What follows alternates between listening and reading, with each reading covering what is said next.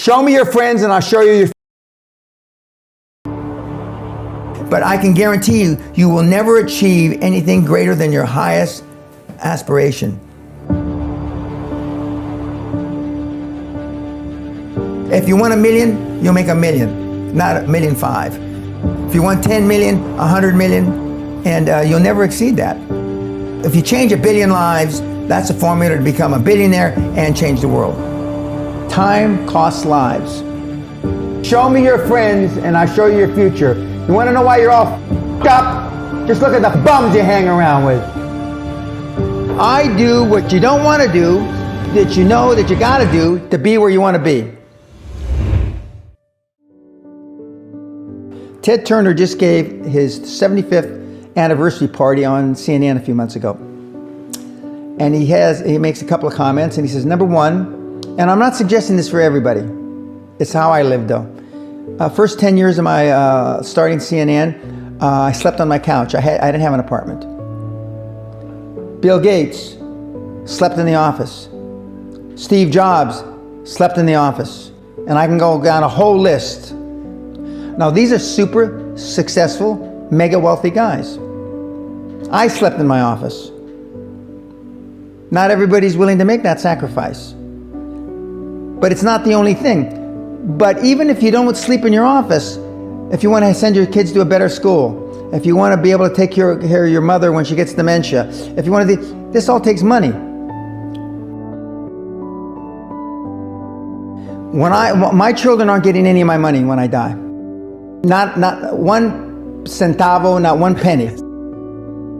And 2 of my kids are cool with it.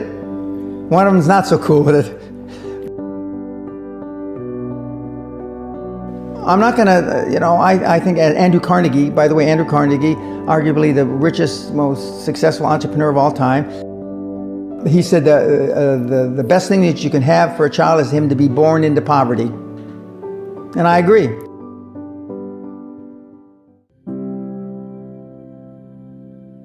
Lack of self-esteem, lack of self-worth. Now they think they have self-worth. They think because they've made a few bucks.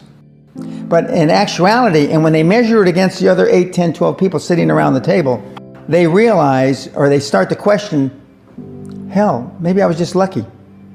Now, all of us, when you're only a one-trick guy or gal, think, was I lucky? Now, I've done it so many times, I know I wasn't lucky. I might have been lucky the first time, but I haven't been lucky the 15, 20, 40, 50, I know that. Okay. But maybe I was lucky the first time. But my life changed when I was pretty much a haphazard kid, got in a lot of trouble, got arrested 4 or 5 times, thrown in jail, and this was when my dad's a cop. But then I volunteered for the draft in 1966 at the height of the Vietnam War, and I went to OCS, and that changed my life because it was the really first real high performance thing that I could measure myself against with other people. 2/3 of all Fortune 500 CEOs have one thing in common: military background. Really? 2/3 of those 2/3 have something else: martial arts. What do you learn in martial arts, Brian? Discipline, focus. A lot of people don't believe they deserve to be there. I convince them, and we have these drills, why you belong there. A lot of people that come there, with money, that have made money, think they made it by accident. Right. I just had one of my superstars who's made $100 million tell me in the last week, I'm not sure I'm going to have another lucky accident. And I said, you did it. I mean, you tried a lot of things. I believe Thomas Edison, I wouldn't have done it 10,000 times. Okay. I would have hired an engineer from MIT to do it.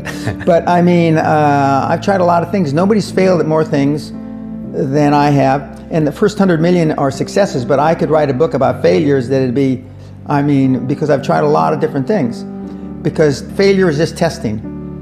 And one of the reasons I've been so successful in generating this equity and value in my kids, and I call you all kids, is because I convince them that making a mistake is okay. Your parents probably told you, you can be anything you want, but you can't. That's horseshit. You can't. If it's all juxtaposed, So, but what you tell them is that you can do anything you want that you have passion for, because that eliminates most of the crap. Because most people don't follow their dream. You know, like they say in The Sound of Music, you can't have a dream come true unless you have a dream. Now, I still dream. I dream in Technicolor. I say my affirmations and goals every single night. It's bloody hard to be a high performance person. Perfection equals paralysis. If you left it to engineers, no car would ever come off the assembly line.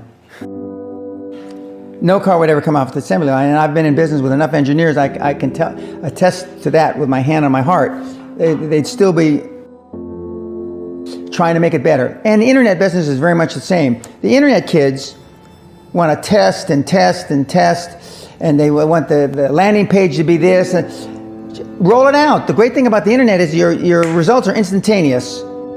If something that I'm overseeing at Concord level, 60,000 feet, doesn't work in 2 days, forget about it, move on.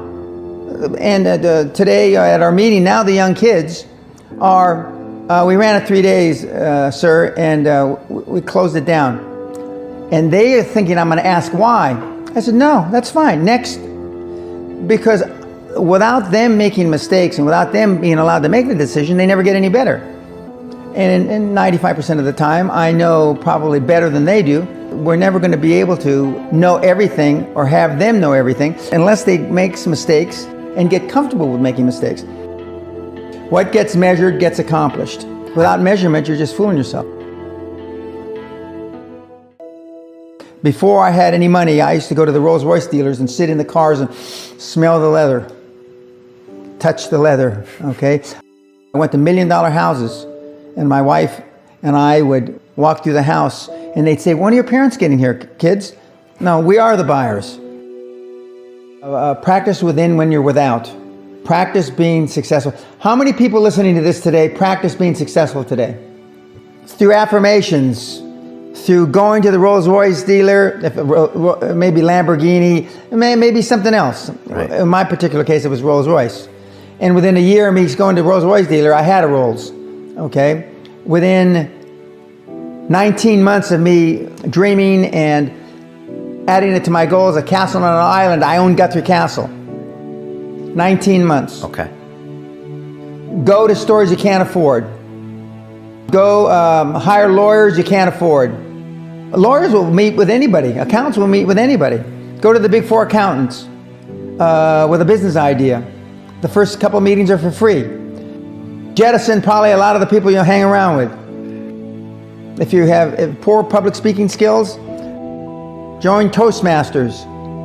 Do these. If you went to a good school and you're not successful, go to the alumni deals. Okay?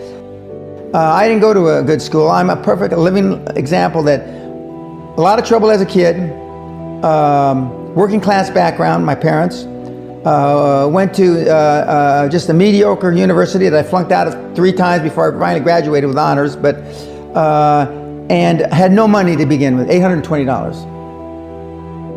So it's all possible, but I devoted myself to feeling successful. I was wearing suits like this before I could afford them. Most people procrastinate because they're unsure, so just do it.